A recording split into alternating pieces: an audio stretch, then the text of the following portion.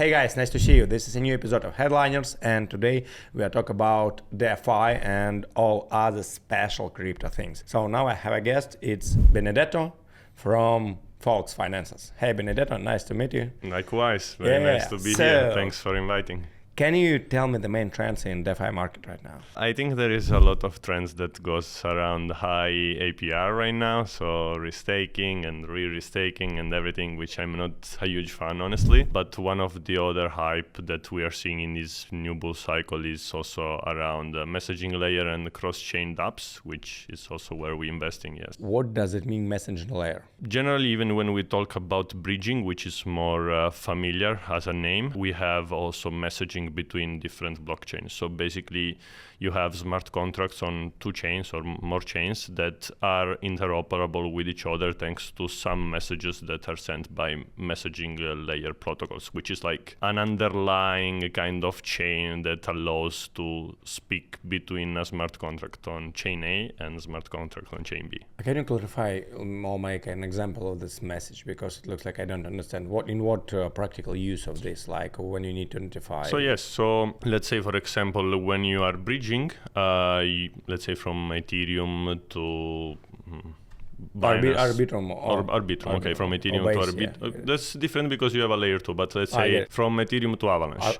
You have a smart contract that represents your ERC20 on Ethereum, and you want to have locked this ERC20 quantity on Ethereum, and you want to have it on Avalanche. The messaging layer basically send the message on bot chain, so that says, okay, block this quantity of ERC20 on Ethereum and unlock it on Avalanche. So you have two smart contracts that are activated through a messaging layer. So the messaging layer just sends the message from one side to another. I get it. It can sound quite complicated for the new users, but I hope that guys understand it. What about the cross-chain apps? Yes, so messaging layers are not only used for bridging in general. You can use those also to send other type of message, but in a sense you are just sending input from one chain to another, and you can even avoid to have contracts in certain cases. But let's say in what we are building, which is a cross-chain lending protocol, you have the opportunity to have collateral on a chain and borrow against this collateral on another chain without having any bridging. So what you are sending from a chain to another is basically a message that says, for example, you have on Ethereum $100 of Bitcoin as a collateral. So it means that you can borrow on Solana, for example, $50. Wow, it's great. Yeah, so but you don't have any bridging involved. It's purely sending messaging with the information. So you can send this information towards the destination. So that's exactly what you do in Folks Finances. You helps to build cross-chain borrowing, lending, and other things. Yes, there is a bit of background about us. So we launched in April 2022, 2 years ago, on Algorand mainnet, our first lending protocol. Since that time, we are investing on Algorand. Like Algorand was always a very important part for us. For those who doesn't know, Algorand is a layer 1 blockchain that works with pure proof of stake. So it's different than the other proof of stake. It's very fast, very cheap to use. We, as a software house, I used it to work for the largest Web3 software house of Italy, which is called Blockchain Italia. We decided to invest on Algorand as we were partner, and we built a lending protocol. The lending protocol reached the mainnet in April 2022. But differently than on any other DeFi protocol, we were always thinking on how to innovate in the industry. So for example, our lending protocol is very efficient. We were the first introducing cashback over the loans. We were the first introducing a multiple loans position in one single address, whether usually in lending protocol you have one address, one global loan position. With us you can customize. So we did a lot of innovation around the lending industry. And then in order to make it more efficient, we kept adding tools. We kept adding feature to the protocol. Right now, Folks Finance on Algorand has lending, liquid staking, swaps, leverage trading, on-off-ramp, and leverage liquid staking. So I really consider it the most advanced DeFi platform in the industry. And for us, the mission is pretty simple. DeFi, it's very difficult to use right now, also because when you're going to swap, you use Uniswap and you need to learn how to swap. And then you want to take a loan and then you go on Aave and then you need to learn another platform. And then you want to do the liquid staking and you go on Lido. This is not optimal if you want to achieve users at level of centralized exchange. I can do an example. Binance has 160 million users and Uniswap has 5 million. Of course, we are totally targeting different level, but one of the lack in our vision is that the user experience in DeFi it's way far behind than centralized exchange. But centralized exchange don't power only trading. They also allow other tools, yields, launchpads, whatever. So more we are able to agglomerate in one DeFi platform and making it simple and better it is. So in the end, because our core innovation and knowledge is the lending, in order to expand from the Algorand protocol, we are now building all of those tools cross-chain, starting with the cross-chain lending. That's how we are innovating in the cross-chain lending space, yes. You mentioned efficiency. Yes. How do you measure it? So efficiency can be different, especially for us, we focus on different type of efficiency. Let's say efficiency can be how easy it is to use one operation. Let's say you may need to have 2 clicks, 1 click. 1 click is more efficient than 2 clicks, right? Efficiency is also abstracting certain friction to the users, like bridging, gas fees, the wallet abstraction.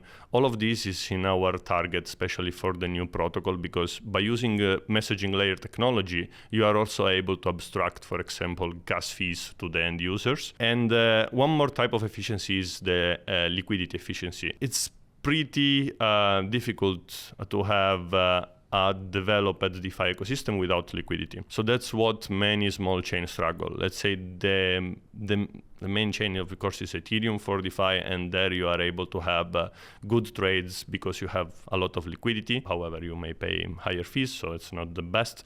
It's another type of efficiency. But liquidity efficiency is also solved by cross-chain apps. Because, for example, when you are swapping on a cross-chain DEX aggregator, you are using all the liquidity in all the chain that they are integrated. Let's say, for example, we integrated in our protocol LiFi, and LiFi has many chains. And when you are swapping any assets, it routes the best price out of many chains. Instead, if you are using a single DEX aggregator, you are routing into one chain the different price on different DEX, but it can be much better. And from the lending protocol itself, what we do is also concentrated liquidity model. So basically, we have many chains that interoperate to each other, but the liquidity tends to be concentrated where it makes sense to be. Let's say if you are depositing SOL, even wrapped SOL from Avalanche, SOL will be transferred into its native asset on Solana in order to have one single big pool rather to have 10 smaller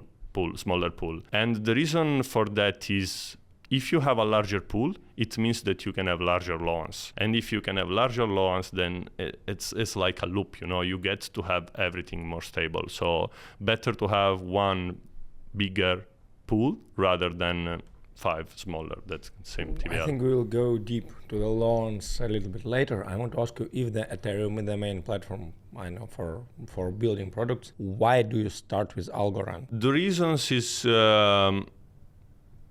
it's different. Maybe first they of all, support you. Also, but the software house was one of the early global partner of Algorand. So the founder of the software house knew Silvio. Sorry, what is software house? Blockchain Italia. It's like the co-founder of Volksfinance, basically. Okay. So I used to work at the software house as a project manager. And the software house became developer partner of Algorand, right? I get it. And I was a project manager. I was using DeFi apps, and I was following that DeFi was being built not only on Ethereum, but also on other layer one. At that time, I remember the competition between Near, Solana, Algorand. So every layer one Ethereum killer was building their own DeFi. And I just saw an opportunity, we are strategic on Algorand, we can coordinate with the foundation, we can work together and build something useful. And we started with a lending protocol. So that was the reason. But overall, building an app on Algorand is still very good because it's always, the transaction was always in, it's very cheap, smooth, it is still good. But if you want to have something that goes over the standard DeFi apps, you need to build cross-chain, in our opinion, because right now the industry is evolving. Right now we cannot consider a single chain. How much it can be good, the chain, doesn't matter. There are so many chains that you cannot really be cocky and saying, oh, I'm building here, I'm the best. If you want to be the best, you need to consider all the opportunities, in our opinion. Being a CEO, it's mean that you must take care about the money, about the profit, about the people. I think people and money. Are you already past the break-even, or how do you generate a revenue with the product? Yes, we are a break-even DeFi protocol, which is very rare, without launching the token. That was hard, though. It wasn't easy at all. We spent, after 1 year and some months on mainnet, we reached this point. And we raised $3 million before the Terra Luna crash. And so we had this, let's say, treasury. And when we understood that the bear market was going in, we were very savvy compared to other DeFi protocol, which may sponsor big events. And I don't know, for me, it's in a bear market, and also when you have limited funds, that is not useful. Instead, we decided to invest in ourselves, because coming from a software house, we are developers, right? We decided to invest in the protocol. And every time that we will add one more feature, first of all, we added the liquid staking, then we added the swap, then we added the leverage trading. We would see user base growing, we would see revenue growing. So we understood that this was the right way. And at some point, we just became profitable. Let's say for us, for me as a CEO, it's a great pleasure and milestone, because, for me, being able to have a team that grows and see the product growing is like a baby, because you give a lot of time, especially at the beginning, energy, invest your time and money into something that you believe. And at some point you see it that stands on its own feet, and can do things on their own. Like I can delegate.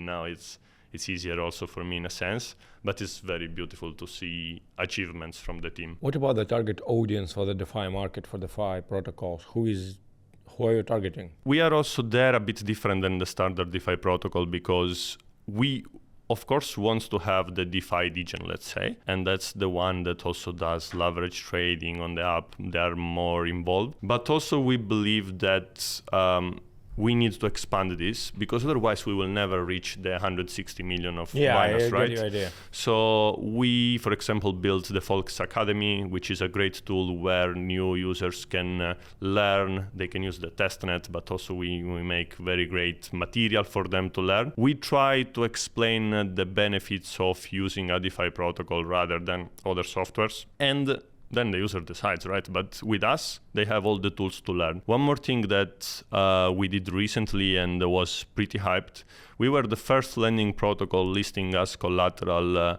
real-world tokenized assets as gold and silver on the permissionless market. This was a pretty big news, because when you compare trading of commodities, even on Revolut or any other fintech app, you buy commodities and then they sit there, you hope they grow in price. But if you do this on DeFi, one click and you can take a loan, and no one is able to stop you from taking the loan. Let's say fintech users that might be used to buy commodities, trade commodities, invest in metals, they could do this with us, for example, gold and silver in these two cases, but they would be able to have a secondary market right after. Let's say you buy gold, you use it as a collateral to borrow more USDC and buy more gold. So you go on a leverage. And this is pretty powerful when also trying to expand your user base, because in this sense you go over what is standard DeFi users that wants only crypto, but if you give also other assets that are RWA, then the audience is much wider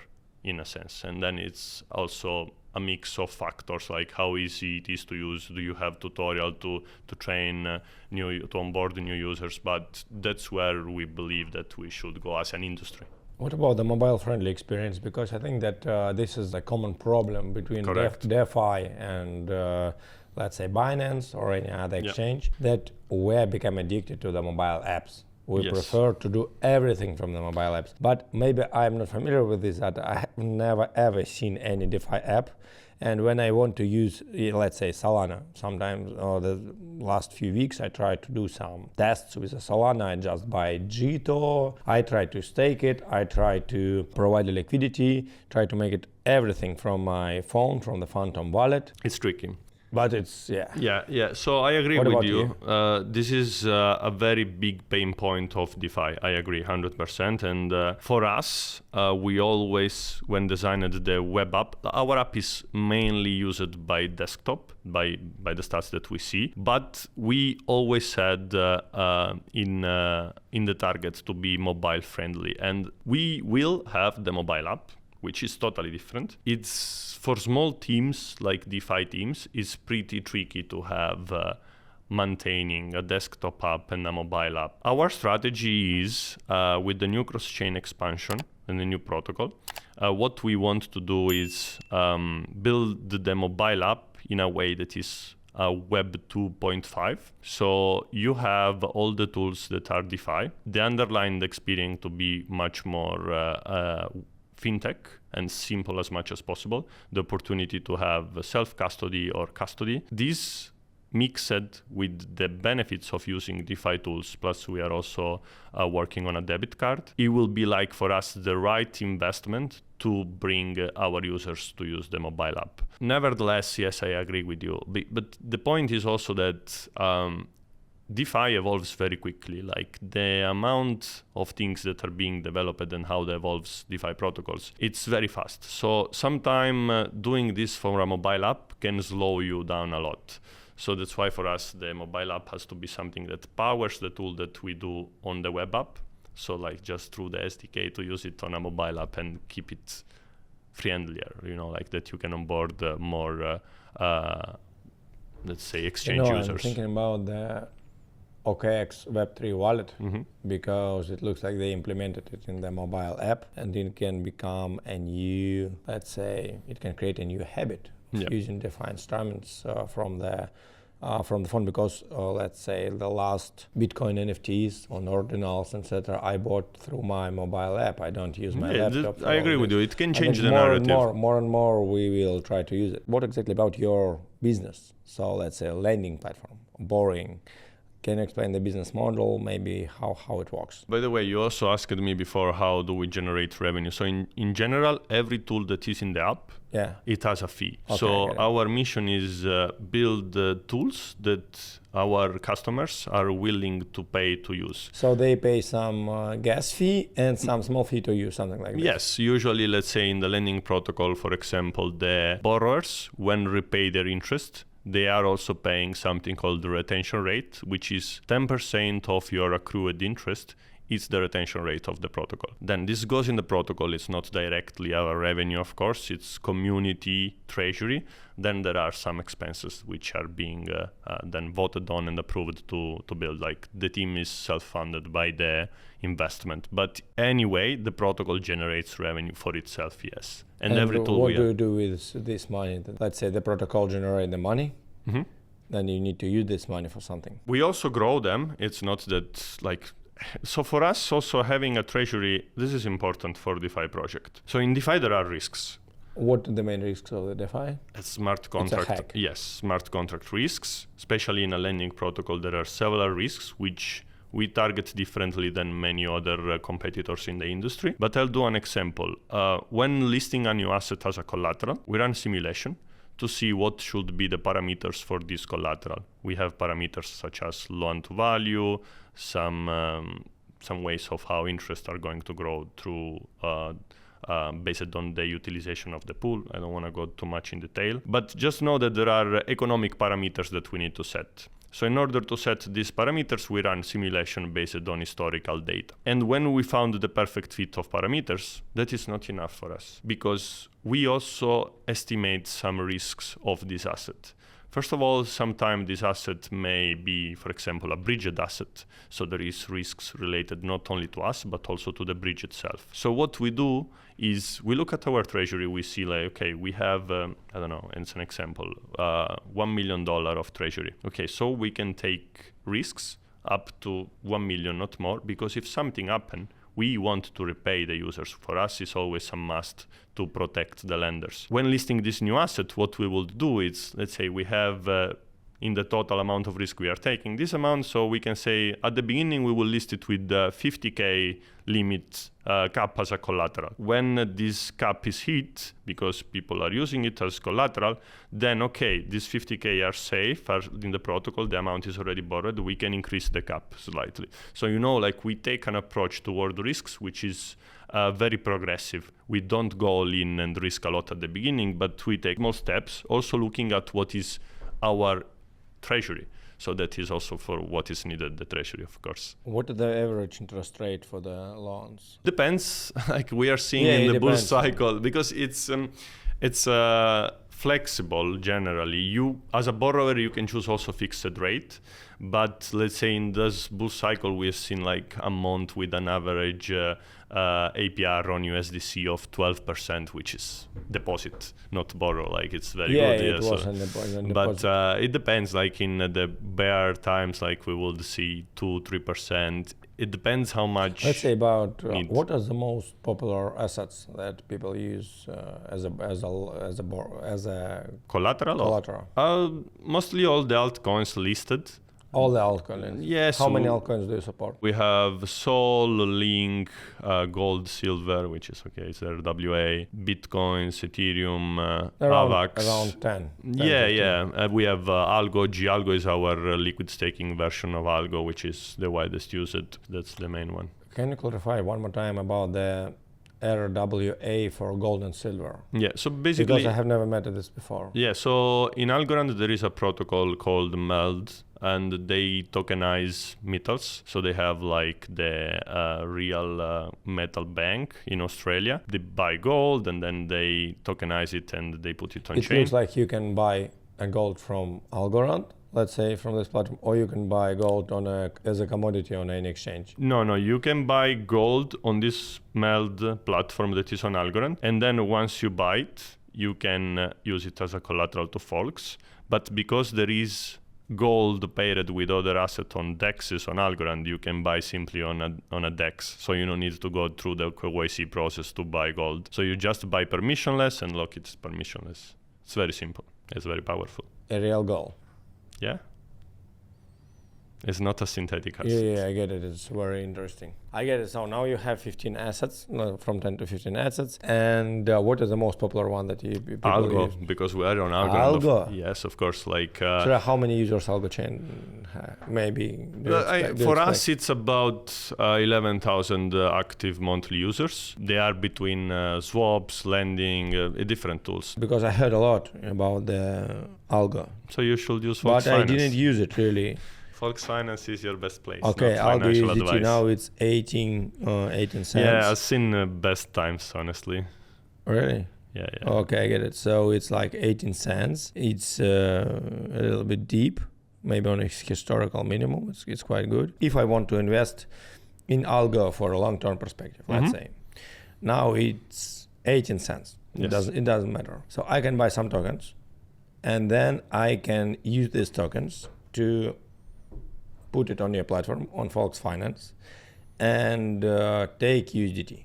Yes, correct. How much interest rate I will pay annually? The interest rates are flexible if you choose flexible, or you can choose the fixed one, but still always depend on the market. So I'll explain this. On the current market, what is the best one? Let's say on I didn't check today, but usually it's about, for USDT, 12%. 12%. But the point is, lending protocols, DeFi lending protocols works based on how much liquidity is available in the lending market. Let's say if you have $1 million of USDT, but zero is borrowed, the APR to borrow it's very low, 0 point something. But if you have 1 million and 900,000 are borrowed, then the APR is 90%. So yes, it depends on the availability. And I'll explain why, because this is pretty cool. For us, it is always must protect who provides the liquidity, the lenders, right? And how do you do that? If all the liquidity deposited is being borrowed, it means that no one can withdraw. Because if you provide the liquidity in the pool and I borrow all of it, then you cannot take back your money. This is not a scenario appreciated by lenders. All the lending protocols have something called utilization ratio, which represents the amount of liquidity borrowed against the one deposited in the pool. When this utilization ratio reaches around 80%, interests are going to grow very quickly. That will motivate people to put Yes, more. it is a mechanism that incentivizes directly lenders to put more liquidity and borrowers to borrow less, to reduce their amount. So we have this dynamic automated market making for the lending. In that case, how fixed rate works? Do you put all this risk It on depends your at side? the time you take it, because if you take a fixed rate when the pool is very liquid, so there is a lot of liquidity, you're gonna have a very low APR. However, if the APR spikes up and there is not going back, the protocol rebalance also the fixed rate, because in the end, what we must guarantee is that all the borrowers are paying interest to all the lenders. That is simply how it works. So the interest paid by the borrower has to be at least the minimum that is given to the lenders. Otherwise, it goes from our treasury. How many borrowers against the lenders do you have in general? In numbers, Generally, monthly we have 3,000-4,000 loans. Yes, like open loans. Open loans. What Borrowers, yes. But we don't know, because it's addresses, so we don't know if behind the two addresses there is the same person. Okay, and how much money I can take for 10,000 algo assets? No, $10,000 of algo. Let's say today I will buy $10,000, put in algo. How much money I can take? You can take about 60% of it, 6,000, if I'm not wrong, yes. And if something goes wrong, you get liquidated. Or I can add some more Liquidity. algo, some more liquidity. You can add anything. So the beauty of Fox Finance is that you can have multiple collateral and multiple assets to be borrowed. So you can customize your loan. So let's say you know that algo is volatile, Okay. then you can add some gold, because gold is very stable. That's usually what I do. I mean that I can put, I can use an algo As collateral, plus something else. plus gold to support my Yes. loan for the collateral. Correct. How do you do your marketing?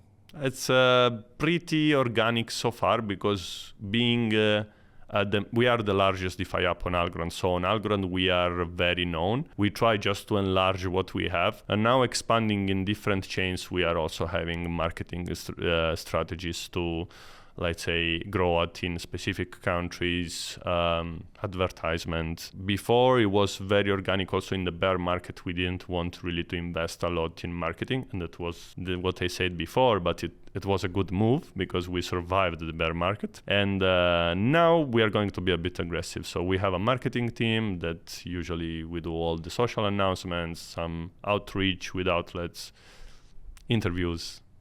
Why not? Talking about liquidations, how does it work under the hood? For me, liquidation in lending protocol is one of the things that I always like to explain to TradFi guys, because it's very cool how efficient is liquidation on DeFi compared to traditional finance. Basically, we described before how it works a lending protocol, that you put collateral, you have a loan to value, and you take the loan. And when you do so, the protocol shows you something called liquidation margin. So with the liquidation margin, you have on the user interface a percentage that explains you how far away you are from your position being liquidated. Basically, in terms of percentage, if the price of your collateral is going to decrease by that amount, you are going to be liquidated. And in the other side, under the hood, you have liquidator bots that are run by communities, but it's open, it's permissionless, so anyone can do that. That they always look to all the loans of Fox Finance to check which one reached this liquidation margin equal to 0.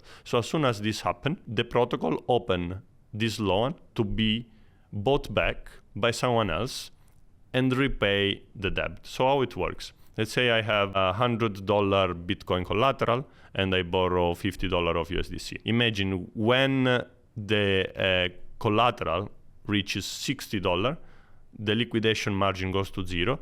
So what I have a collateral worth $60 against a loan of $50. Again, the importance for us is to protect the lenders. So I'm going to sell this $60 collateral to the fastest liquidator that is going to pay back the $50 debt. So they pay $50, they get $60 worth of Bitcoin, and they can sell it on the market and make the revenue out of the trade. How to become a liquidator on your platform? I want to do this. You need to be a bit of developer. It's not that difficult, but the problem is being permissionless. The fastest is the winner. So you need to be a very good developer in order to beat the fastest. So they always try to optimize the bots. So bots became always faster and faster. So we even have our community liquidator, like we do it with the treasury. But we do it not because we want to make really money on it, but because we need to guarantee that at least there is one liquidator, and that's us. But there are like 20, 30 liquidators. How many liquidations do you have during the last crash? When it crashed for 40%? We don't really check it, but sometimes could be like 100 liquidations in one night. Yes, it depends on the price crash. During the last price crash, it was millions of dollars, I don't know, or hundreds. Yeah, it can be millions of dollars, yes. Let's say like on the protocol, I don't remember how much we reached as all-time high of borrowed assets, but I think around 20 million. So it can be in dark nights, yes, there could be a few $1 million liquidated, yes. If you want to start your journey in DeFi today, let's imagine you don't have so much experience in this field. From where do you start? I think I will start from Folks Academy. I've been having a lot of good feedbacks from non-Web3 users at all, that they learned pretty good how to start. And also my suggestion would be to use testnet funds, not to start with the mainnet, of course, because it's your money. But in general, you can do everything you want on a testnet. Yes. Okay.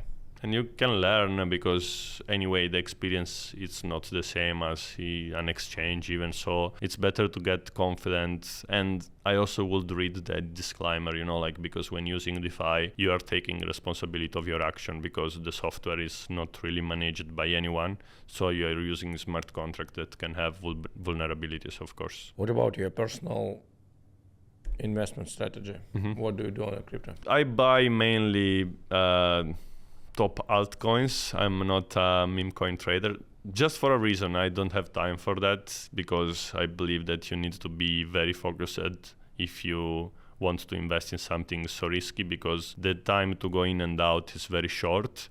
So if you don't dedicate really time on your trades, you end up losing your money. So I prefer to invest long term and something that I believe that it's technologically going to go up. Who is the target audience of the DeFi market? Right now, who is, because me personal, I just started to use it only as for fun. Let's say when I invest in a meme coin and I get a bag of 30 souls, I decided, I have free 30 souls. Let's try something else. Blockchain, believers of technologies, because if you are using a centralized exchange, you are not really using blockchain to do your trades and everything. So what about you when you invest in crypto? I use Folks. DeFi. I use Folks, yes. I use Folks because I've been using exchange in my past. And I remember I knew pretty early about FTX crash. And I opened a 20x leverage position on an exchange. And it was so obvious. I've got liquidated purely because of the green candle going up, that it's fake. Like exchange, I don't want to say a big statement here, but exchange, because they are centralized software, very often those things are manipulated. Personally, I've got lost very smart trade because of that. In DeFi, this simply doesn't happen. If it happens, it's because of market, and that's it. But everything that is done on DeFi is transparent, everyone knows, and I simply prefer to do my trades on DeFi. It's because I want to make sure that this goes in a smart contract and no one is manipulating it. How do you know about FTX crash? I was in a conference in California. And everyone was talking about it in a very... I was in an intimate discussion with big guys, and I've been having the feeling that this was not good, so I just tried. Of course, I was like a bet. But anyway, it went bad because the the exchange liquidated me. Otherwise, I would have made nice money there. Do you plan to go to consensus in the US? No, I'm taking a break. Like Dubai was very intensive. Very tough, yeah. Yeah. The weather plus that's the traffic, and then I also went to Saudi. I went to the Animoca conference. There was the first Web3 conference in Riyadh. It was pretty cool, but overall, I want to have a rest a bit from conferences. I get it. What is the main target of Fox Finance for this year? What are you targeting for? The cross-chain expansion. Also, we are working on the token. So that's going to be a big thing as well. And the mobile app. Yes, that's the three main things we are focusing on, and we are very bullish. What do you think the most hardest challenge for you from three of this? I'm a bit afraid about, like expanding in so many chains quickly. At least for us, being a DeFi protocol, it doesn't mean just to build the product and wait people to use it. It's also engage with communities, do partnership with other protocols in the chain. So in Algorand, we have a great system of collaboration. Like we talk with everyone is our partner. By doing this, like we target to have 15 chains by the end of the year. It feels 15, 1-5. Yes, 1-5. It feels to be a lot of things, but at the same time, I like challenges. Like, from my point of view, I'm trying to organize the team so that we are ready for that. We are ready to have many different communities join in. We also want to have native language expansion. So we want to, in a sense, be welcoming the new users in a very automated way. So we are evolving into that right now. And about the token, for what reason do you need token for the product? The token will have several utilities that are related to the protocol. So by staking it, you will have advantages in using our app. So the token will be mainly for our users. So it will be used, let's say, for the exchange currency for a lot of operations. So you can directly swap from Algo to your token, because now this for sure, because we have also the swap feature with us, but it will be also like if you stake it and you participate in governance, you will have advantages like maybe paying less fees. We haven't defined it yet, but that is the idea for us. It's like if you are our users and you hold the token, of course you must have benefits on the platform. Guys, we're done for today. Thanks for being with us and do what you want to do, because you are the only persons who can get it.